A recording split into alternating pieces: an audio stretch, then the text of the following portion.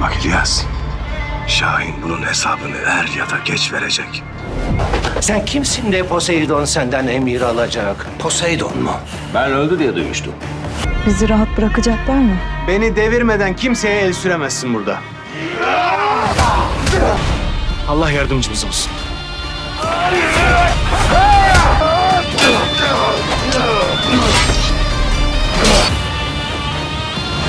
Oruç'a ihanet etmeyeceğim.